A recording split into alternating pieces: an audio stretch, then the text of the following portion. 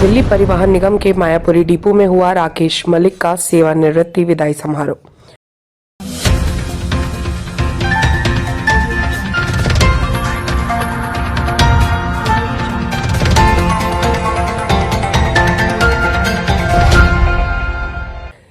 यह राजधानी दिल्ली के परिवहन निगम के मायापुरी डिपो में 2025 के अंतिम दिन में दिल्ली परिवहन विभाग के राकेश मलिक, जो ऑटो इलेक्ट्रिकल प्रशिक्षु पद पर कार्यरत थे, उनके 60 वर्षीय सेवानिवृत्ति पर परिवहन विभाग अधिकारियों के अलावा उनके सहकर्मियों के द्वारा समारोह में सबसे पहले उनके सिर पर पगड़ी बांधकर उन्हें सम्मानित करते हुए स्मृति चिन्ह भेंट किया गया। इसके अलावा स्टाफ सहकर्मियों ने अपनी तरफ से कई तरह के तोहफे दिए।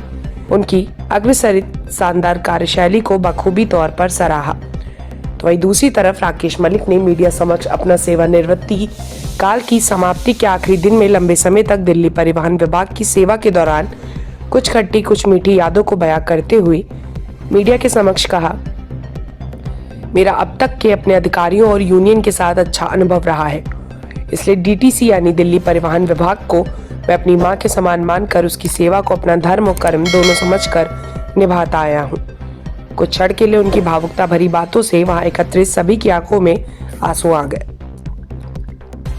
इसी के साथ विदाई के अंतिम छोर पर उन्होंने अपने सहकर्मियों को एक संदेश के तौर पर कहा, आप चाहे जिस भी विभाग में काम करते हैं और उससे आपका व आपके परिवार का भरण पोषण हो रहा है, तो वो विभाग हमारे लिए भगवान और माँ के समान पूजनीय होना चाहिए। इस कार्यक्रम के अंतिम चरण में समस्त सहकर्मियों ने उनके कार्यकाल समाप्ति पर विदाई समारोह में खुशी की लहर के बीच उन्हें रुपए व फूल की मालाएं अर्पण कर नम आंखों से विदाई दी।